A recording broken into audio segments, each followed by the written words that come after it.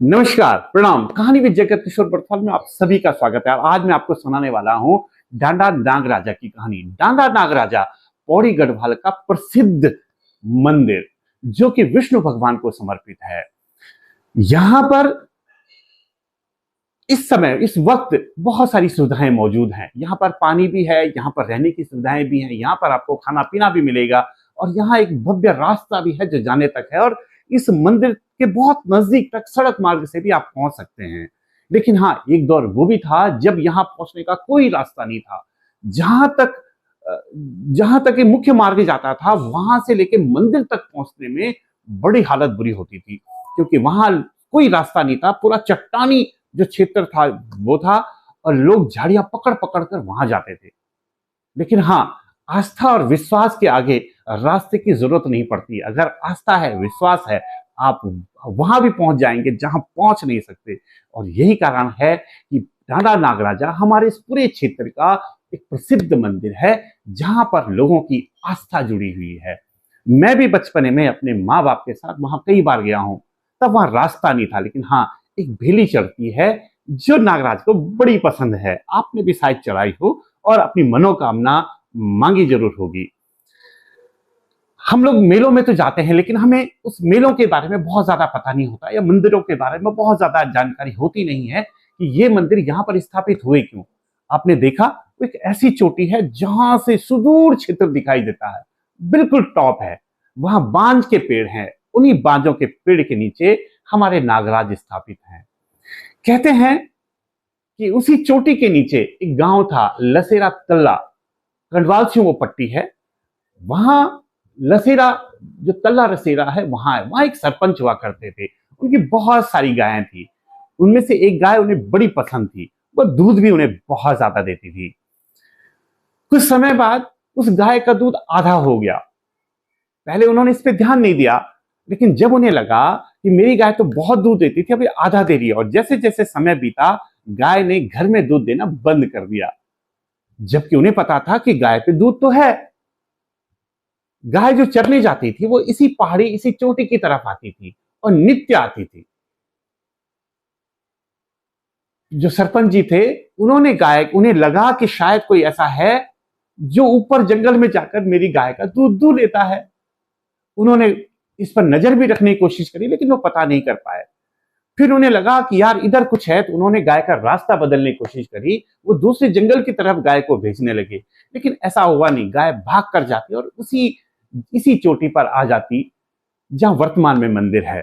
यह सिलसिला चलता रहा।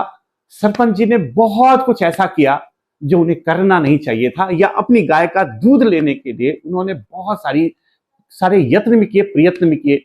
कई बार उन्होंने उनके साथ अपने घर के लोगों को भेजा कि जाओ देखो गाय कर क्या रही है, या कौन हमारी गाय का दूध निकालता है।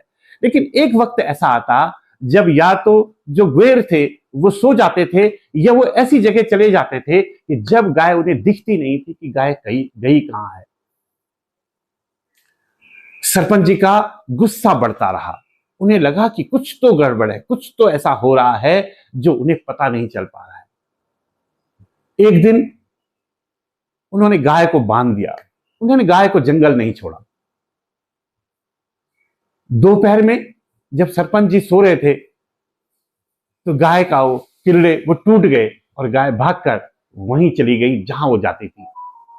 दूसरे दिन सरपंच जी ने जो उसका रस्सी थी, गाय की रस्सी थी, उसको और मोटा संगल में बदल दिया, लेकिन वो भी टूट गई। तीसरे दिन उन्होंने गाय को घर के अंदर ही बंद कर दिया ताकि वो बाहर नहीं निकल पाए। लेकिन कहते हैं कि उस दिन भी उस गौशाला के दरवाजे टूट गए। सरपंच जी अब इस खोज में पड़े कि हो क्या रहा है। एक दिन सरपंच जी ने प्रण किया कि आज मैं 24 घंटे गाय के साथ रहूंगा। उन्होंने गाय को खुला छोड़ दिया तो गाय चल पड़ी उसी चोटी की तरफ। सरपंच जी भी पीछे पीछे चल पड़े। लेकिन एक जगह ऐसी आई जहां सरपंच जी को एक आवाज सुनाई दी कि अब आपको इससे आगे नहीं आना है। सरपंच जी थोड़ा डर गए और वापस आ गए। लेकिन जब वो वापस पहुंचे तो उनकी गाय उनसे पहले उनके घर पर थी। सरपंच जी की समझ में कुछ नहीं आया। उन्होंने अपने बहुत सारे दोस्तों को, गांव के लोगों को तैयार किया कि कल आप सबको मेरे साथ जाना है, क्योंकि सरपंच भी कहीं कहीं डर चुके थे। उन्होंने एक कुल्हाड़ी उठा ली। दूसरे दिन गाय को खोला गया और सभी लोग जो जिनको उन्होंने कहा था वो सभी लोग चल पड़े गाय के पीछे पीछे।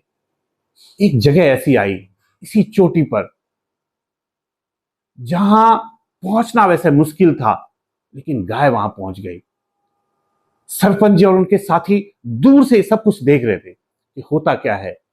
गाय ने पहले परिक्रमा की उस जगह की, उसके बाद एक पत्थर के ऊपर अपना सारा दूध उड़ेल दिया।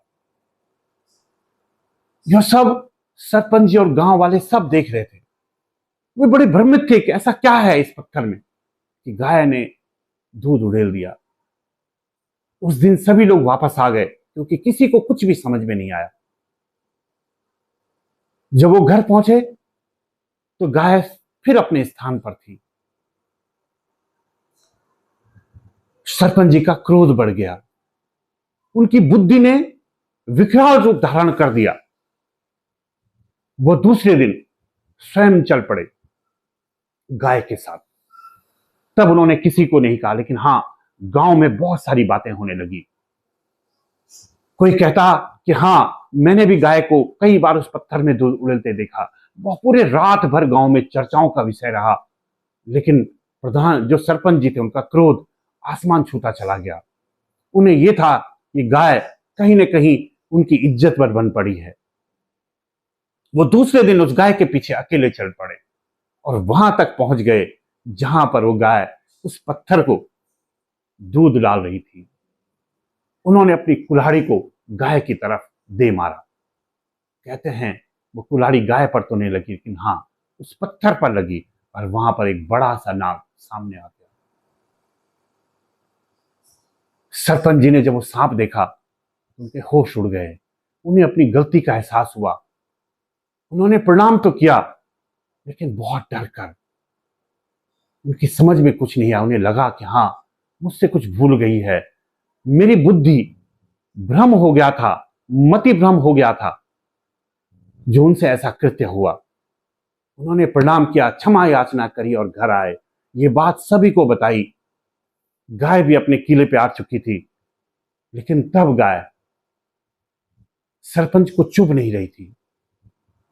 वो उसे मौन धारण कर बस देखे जा रहे थे। कहते हैं कि सारे गांव ने क्षमा याचना करी। उस गाय को छोड़ दिया गया।